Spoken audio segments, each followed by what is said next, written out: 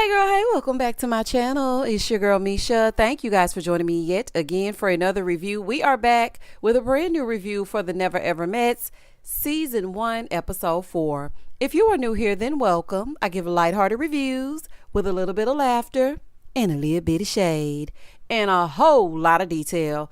If you're back for a second or third time, then welcome back. Y'all, please don't hesitate to like, comment, and subscribe to the channel. Share with a friend. Hit that notification bell so that you will be updated each and every time I upload a video. Now, child, let's get into it if we gonna get into it. So when the episode first opens up, it's the next morning after Sienna threw those flowers at Brandon's feet. So Brandon is filling us in on how things have changed between he and Sienna. Well, duh. Shay and Josh being Shay and Josh. Then they pan over to Millie and Greg. They're talking. She's telling him she feels calm with him. But in the hot tub, the kiss felt a little bit forced. Now, I do appreciate how these two communicate. They always have a civil conversation. And judging from the people that they brought with them, I can see that they come from a background where communication is key. So that was good. Okay, I mean, I don't know if Greg is fully in, if he just saying whatever he thinks sounds good, but for now they're communicating well. Moving forward. Over on the other side, Diamond with the why, she and everybody business but her own. Ma'am, we need to sit down with you and Aaron and his nail polish and figure out why he proposed to that woman over on that Facebook. Why was he on the book proposing? Well, your aunties and your uncles and everybody else being your business over there on that damn book. We need to get to the bottom of that. Okay, while you running around playing Nancy Drew, trying to figure out what's going on with Chris and Jody and Sandia and Chris, we need to be getting to the bottom of that. Child, it's just a mess. Now, she over there talking to Millie, saying that they need to go talk to Sandia about the whole situation. So she pulls her to the side, and her and Millie are telling her, listen, girl, nobody should be kikiing in your man's face. Your man should not be laughing and smiling with everybody else but you. Now, I agree. Okay, especially if you ain't never damn met me in person. How you gonna never ever met me, but then when we ever meet, you never ever meeting somebody else? That sounds stupid, don't it? That don't make no damn sense. You need to be getting acquainted with me, baby. I need to be all in your face and in your space in this place. Because it ain't no damn reason why you should be over there kikiing with her and you never ever met me. Like, that just don't make no sense. So Sandia is like, well, you know, I just think that he just really be in her face and he's just, girl, look, you need to get yourself together. So Diamond asked Sandia, well, you want us to say something? Because you know I don't mind saying something. My thing is this, Sandia needs to speak for herself. Girl, let her know. If you feel a way, say, girl, I feel a way. Now, I know that's not everybody's personality. Some people steer clear of any type of conversations that require things to get a little bit sticky. I understand everybody is not vocal. They don't just get in your face and say what it is that they need to say. But there's a way to pull her to the side and say, you know what? The way that you and Chris communicate, it makes me uncomfortable. Back up. Mind your business. That's all. Just mind your business. Baby, tell her to back the hell up, child. Back up. She gets back to the table after she get through talking to Millie and Diamond with the why. Chris got crumbs and food all over his mouth. What them women wanted. Why? Why are you worried about what they wanted? Why don't you clean your damn mouth? Do you have a napkin? So she's telling him, well, they notice how you give more attention to Jody than you give to me. Now, instead of him validating her feelings, he starts calling her annoying. Chris should have been punished and been with Sienna. That'll learn him. I dare you. And I mean double dog dare you to call Sienna out her name. Baby, when Sienna get through with your ass, you ain't gonna be no more good. That's who you should have been with. You deserve a Sienna. That's what you deserve. So he was like, yeah, they just jealous of you. And just because you laugh and talk with a man and you might reach out and touch him, that doesn't mean that you're flirting. So then he calls Jody in to ask if he's ever tried to flirt with her. That was the wrong move. I hate when people do this. I'm talking to you about how I feel. First, validate how I'm feeling before you call in reinforcements. I don't give a damn how Jody feels.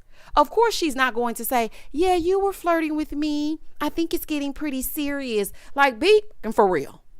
Okay, why are you calling her in? And why are you sitting in the seat with Sandia?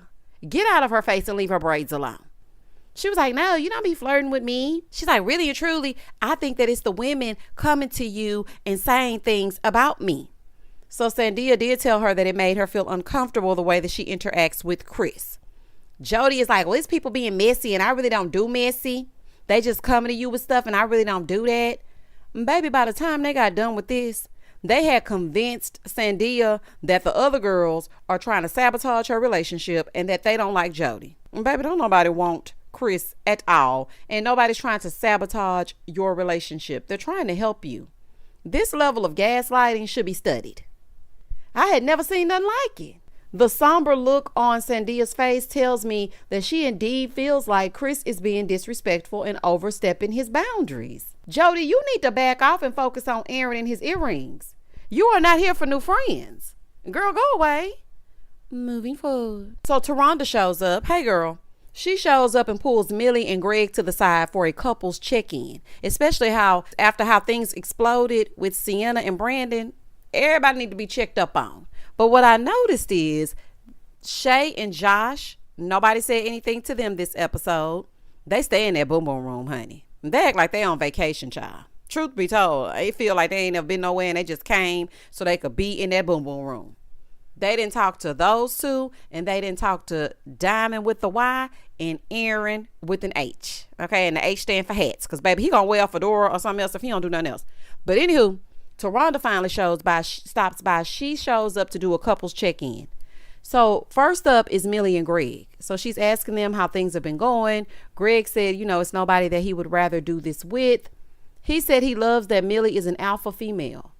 And so she's saying in a confessional that she really does feel safe with him, but she's a little bit concerned about revealing her past, even though she's really into Greg because people like to run. So TaRhonda is asking who's coming as far as their family is concerned.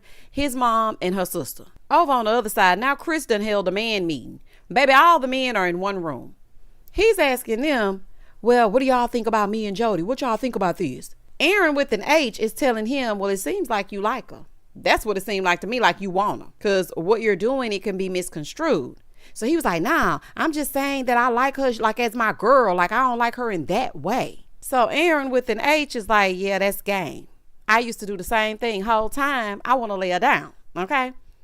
Now, even Greg told Chris that if Sandia feels that way, that maybe he should take a step back and he should respect his girl.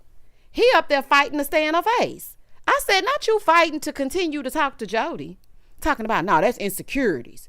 And if I allow her to dictate this in a relationship, here go Greg, it's going to be like a prison, like you in prison. Sir, pipe down.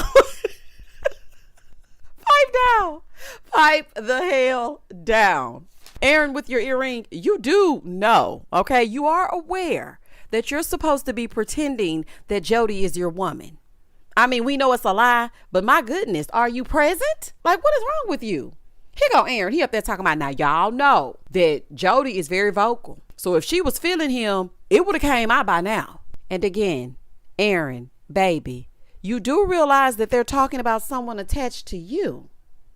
Child, this is a fool. I said, what is going on here? Chris was like, it's the women. They can't be trusted. In the beginning, when I first got here and I was talking out the side of my damn neck and saying things that don't make sense, Jody was the only woman that was on the same page with me about having sex on the first date. So we see a flashback and Jody was basically saying that women should date more like men and maybe our feelings wouldn't be getting hurt. No, thank you, sis. I'm good. I feel like Jody is a male identified pick me. These women can see what it is. Everybody's eyes are not lying. We even see it through the screen. So if we see it and we're not there and there's some context missing because this is edited and they see it and they're actually in the midst of it, then everybody can't be lying on you. And Joanna, please, girl. Nobody want to date like no man, honey. We date like we date. In the next scene, Sienna and Brandon go to meet with TaRhonda because it's their turn to check in. So Sienna can emasculate Brandon some more. So here we go. So TaRhonda is asking if they feel like they're forcing it. And she was like, well, I don't feel like we're forcing it per se, but I just feel like we have a great platonic relationship. But when it gets to the romance part, that's where it's like a little bit shaky. So he said the things that turn him off about her is the listening part. She does not like to listen.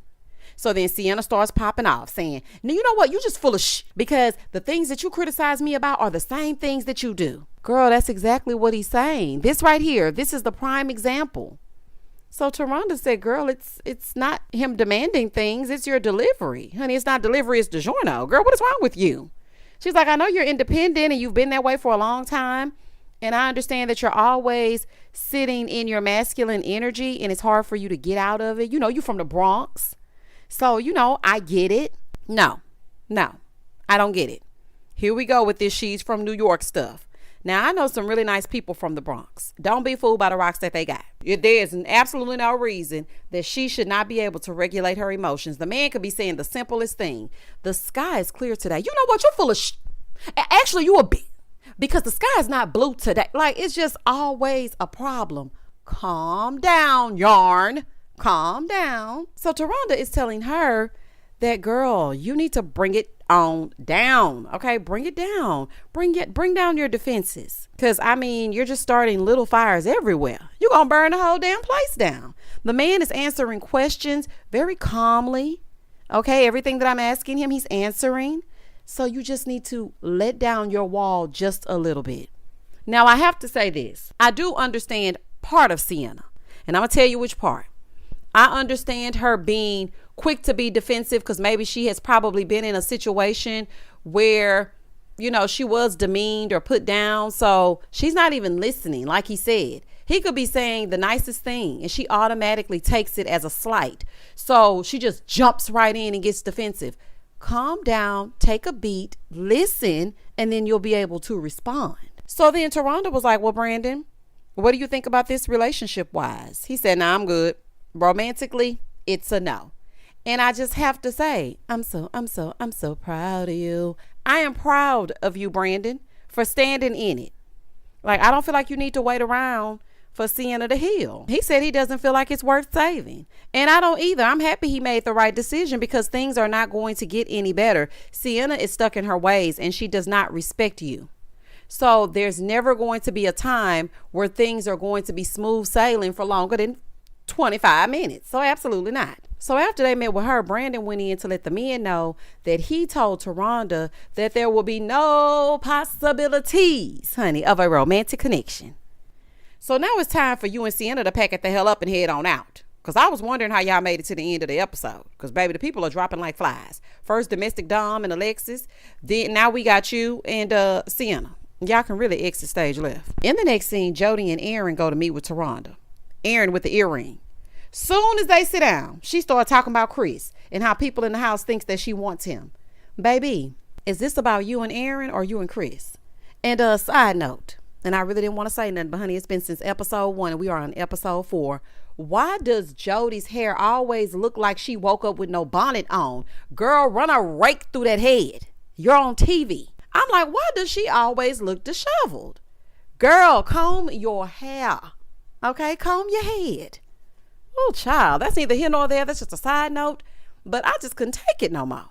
You know, Diamond with the Y might have them baby hairs combed down to her eyebrows, but at least her hair's combed. So she's asking Aaron if he thought anything was going on between Joanna and Chris. He was like, no, I have a lot of female friends. I'm sure you do, because you're on this show with one of your good Judys. We know you have a lot of female friends, and Joanna is one of them, and y'all ain't fooling me. So, baby, TaRhonda gonna say, now this was funny. Wait, I forgot to mention when they were walking up, TaRhonda gonna say to Aaron in his earrings, I see you in your lemon pepper steppers. Baby, he had on his hard bottom shoes. Do you hear me? I said, baby, not them hard bottom shoes. So then she says to them, y'all remind me of me and my best friend. He sleep in one room and I sleep in the other. Very much roommate vibes. Like, is there a connection? Baby, the way that I hollered, they picked the right host. She might not be doing nothing, but she just as hood as they are, honey. It's giving Rafael de la Ghetto. Do you? Child, shout out to the Fresh Prince of Bel-Air. Baby, this is ghetto. If you know, you know, honey.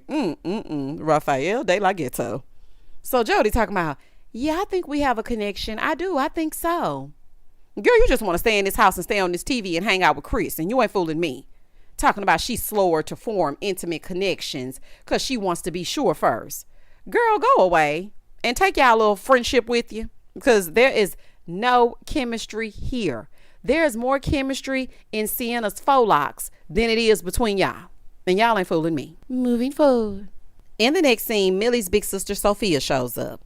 So Millie is telling her, that Greg is really serious about her. And the sister is like, listen, you really do deserve love. You deserve somebody that wants you. Millie feels like sharing her past traumas with Greg is going to bring them closer.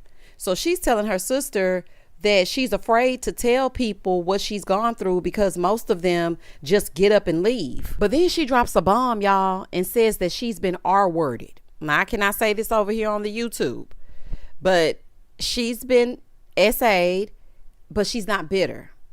And I was not expecting that. That is heavy.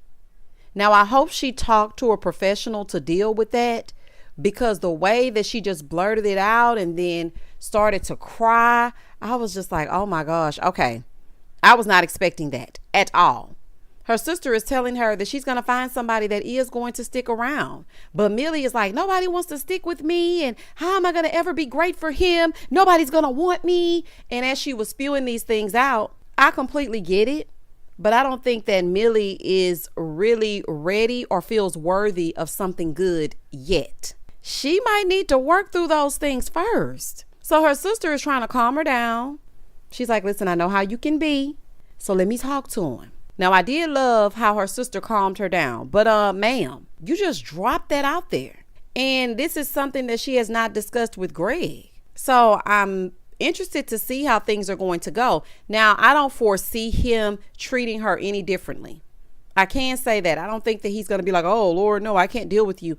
I don't think that, but I'm not sure that she should be looking for a relationship right now. So she goes in to talk to Greg. She's asking what he likes about Millie. He said he likes that, she's tenacious. She's not a pushover, but he wants to know what can he do to gain access to all of her. Her sister said, I want you to listen to her. And you can even give her gifts, just something small and thoughtful. So Greg is telling her, look, I'm ready for marriage. I'm ready for all of that. I'm not here to play games. And I feel like she brings out the best in me. So he's asking if she thinks that Millie is ready. And so her sister was like, well, for the right partner, she won't run. So, as long as you're the right partner, you good. She feels like they're both on the same page. They both want family and kids. So that's a good sign. Now, I really do think that he's serious about Millie, but I cannot help but remember when we were first introduced to him saying that he couldn't give her a compliment because women like to play games and they want to chase the man a little bit. I don't know.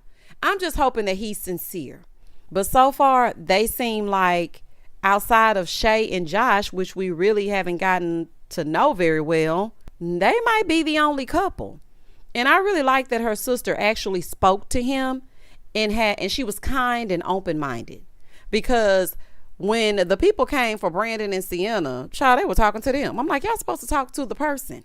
So his mom shows up, right? His mom arrives in the midst of him talking to Sophia, which is Millie's sister. He said that the only person that he's ever introduced to her was one other woman. So this is really serious for him. So he starts telling his mom about the great attributes that Millie has. And his mom said that she was kind of worried about him for a minute because he always expects the other person to do all the heavy lifting, but he's done the work on himself. And as I was watching this, I can now understand why Millie didn't like that kiss out of nowhere without him asking if she was comfortable with that kiss. Now, I hope Greg has truly done the work, because, Mama said she was a little bit worried. And if Mama worried, something ain't right. But we'll see. I'm seeing that maybe they need a counselor to talk to Millie to see if she's truly ready. And I want to know what was going on with Greg before he met Millie. Things that make you go, So as they're talking, Millie went in to meet his mama. It seems like she liked her and they both liked each other. Both her sister and his mom were very sweet. And I think that this was a good scene. Both of the families seem level-headed. And yeah, I don't know. They seem level-headed, but I don't know if the two in the relationship are ready for the relationship. So now it's Sandia and Chris's turn to meet with TaRhonda. So she's asking him how it's going. She was like, yeah, I'm getting used to it. So TaRhonda can tell it's BS because she already knows what's going down in the house. So she said, well, people are saying that he's more interested in showing more attention to Jody than he's showing to me. So then TaRhonda asked Chris, is there a connection with Jody? He's like, no, I feel like the ladies are affecting her mood and I don't like people with mood swings. If I tell you one time that it's nothing and you ask me again, I'm going to ignore you. I can't stand how he talks. I just can't stand him. Sandia tells him that he makes her feel this small, like what she's bringing up doesn't need to be brought up. He then says her feelings are not always valid. This man is an ass clown. Okay, girl, release him back to the wild. Please let him get back to a podcast near you. Let him go. TaRhonda had to let him know her feelings are definitely valid, just like yours. So, of course, he doesn't agree. Sandia asked him to not make her feel insecure, and then he says, oh, no, that's your insecurity. That's on you. Oh, no, ma'am, honey. Abort mission. You know what? Chris is the type to cheat. You find out. And then he gets mad at you for snooping because you had a sneaking suspicion that he was cheating. Then he'll turn around and tell you you're just insecure. He is a jerk. Like, there's no other way to put it. He's just a jerk. Like, that's crazy. As I'm watching this, I'm just like, are there any couples on this show that make sense? The way that he dismisses her and her feelings is the ultimate disrespect. And Sandia, I don't know if you're just mild-mannered, honey, or you are just new to relationships, but this is not healthy. Sandia is getting emotional and he's giving absolutely nothing but red pill energy. Baby, it's going to be that one, because I'm watching Chris, it's going to be that one that's going to destroy him. You know how you have some people that just go through life and just destroy every person that they come in contact with, leaving nothing but destruction in their wake. Baby, he gonna find that one woman and he gonna wish that he was better to Sandia. Baby, she gonna turn him every which way but loose. I'm telling you, I have seen it. So TaRhonda is asking if they have any chemistry. He starts spewing out all this BS, talking about, I've been hurt in the past, but, we have immense chemistry. Like, I can see a future with her, like a real future with her. TaRhonda tells them that there are relationship experts to help. He was like, I don't need it. I don't think I'm going to need that. You're right. You don't need a relationship expert. You need another kind of expert. So TaRhonda is like, look, you need to work on accommodating her feelings and she needs to work on accommodating yours. Like, you give a little and you get a little. That's how relationships work. Chris is a waste of breath, child. Just leave him where he is, honey. A waste. In the next scene, everyone is in the kitchen preparing dinner. And Jody is asking what happened out there between Chris and Sandia. Why? Did anybody ask you what happened with Aaron and his hard bottom shoes? No, they did not. So he starts saying, people just in our business. And when you're weak-minded and people that you met 14 seconds ago, they get in your ear, then you start to believe it. So Diamond with the why, she was really trying not to say nothing. She was like, I tried to hold it. But after I heard him call her weak-minded, I had to say something. So baby, then she pipes up. And she's like, look, nobody is in your business. She confides in us. Diamond, it's looking like a lie. Now, I don't know. Maybe she did confide in y'all before this scene. But I vividly remember you and Millie went to go and get her to ask her what was going on. Now, that's what I remember. But maybe that's just me. Jody then says, that's a lie. I just had a conversation with Chris, just like I do with every other man. I'm tired of people lying on me and capping on me. Ma'am, I don't know exactly how old you are, but the youngins say cap because it takes the place of lying. Now, when I was young, capping on somebody meant that you were talking bad about them. Be like, oh, they was capping on you. They was ranking on you. That's back in the early 90s. The cap today means that you're lying. So, you said cap and lie at the same time. So, okay, girl. And you doing all that hollering, girl, you ain't gonna bust a grape. Ain't gonna bust a grape. Doing all that loud talking. A hit dog will holler. Sandia, baby girl, I'm speaking directly to you, honey. This man just called you weak-minded. See, he got the right one. Because see me, I would have told Chris where to go and how to get. You were just saying that you could see her in your future, that you could see yourself with her. Now she's weak-minded. You know what? You're double-minded. And you know what the Bible says, honey? A double-minded man is unstable in all his ways. Let me give you several examples of how you have been double-minded in just 4 episodes. You take her on a helicopter ride, tell her that she's beautiful. Then you come back and sit amongst the men and say how you ghost women. Say how you sleep with the women on the first date. Then you say, you know what? You're insecure. You're weak-minded. But then you turn around in front of TaRhonda and say, I could really see myself with her. I mean, she's kind, she's smart, she's important. I could really see a future with her. Something is wrong with you. Something is really wrong with you. So Diamond is pissed. She's like, where everybody else at? Why y'all ain't saying nothing? Why y'all quiet now? Okay, why y'all sitting here on mute? Everybody got something to say. Now that she's in the place, nobody want to say nothing. So here come old head in the clouds Aaron talking about, why is it that y'all talking about this while we're cooking? Sir, shut up. Sir, shut up. Cooking ain't got nothing to do with it. And you've been stirring that damn water for 20 minutes. Let it boil. Okay, let it burn. Honey, shout out to Usher. Let that damn water boil, honey. You don't have to stand over it. Child, this is a mess. So Diamond's like, I'm going to the boom boom room, honey, because y'all done pissed me off. She mad at Aaron and his hats and everything, because he ain't speaking up. He's mind, but I mean, you had it. You got it. Now, Aaron, you messy too.